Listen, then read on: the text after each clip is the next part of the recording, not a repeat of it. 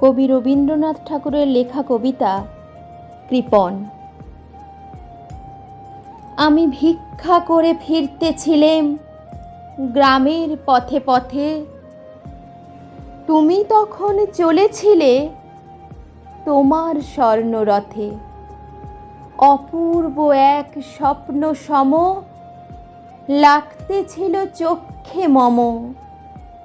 কি বিচিত্র শোভা তোমার, কি বিচিত্র সাজ। আমি মনে ভাবতেছিলেম এ কোন মহারাজ। যবে শুভক্ষণে রাত পোহালো, ভেবেছিলেম তবে আজ আমারে দ্বারে দ্বারে ফিরতে নাহি হবে। বাহির হতে নাহি হতে কাহার দেখা পেলেম পথে। চলিতে রথ ধনধান্য ছড়াবে দুই ধারে। মুঠা মুঠা কুড়িয়ে নেব, নেব ভারে ভারে। দেখি সহসা রথ থেমে গেল আমার কাছে এসে। আমার মুখপানে চেয়ে নামলে তুমি হেসে। দেখে মুখের প্রসন্নতা জুড়িয়ে গেল সকল ব্যথা।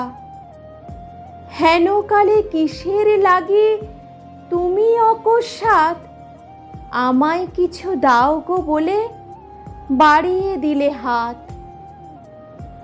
মরি একই কথা রাজাধিরাজ, আমায় দাও গো কিছু।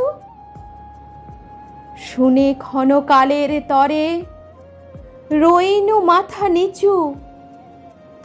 তোমার কি বা অভাব আছে ভিখারি ভিক্ষুকের কাছে? এ কেবল কৌতুকের বশে আমায় প্রবঞ্চনা। ঝুলি হতে দিলেম তুলে একটি ছোট কণা।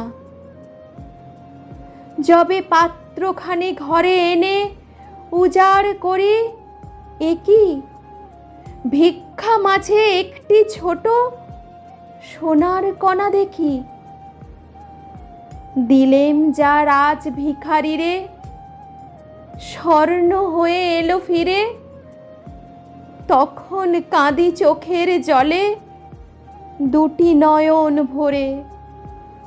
তোমায় কেন দিইনি আমার সকল শূন্য করে? নমস্কার।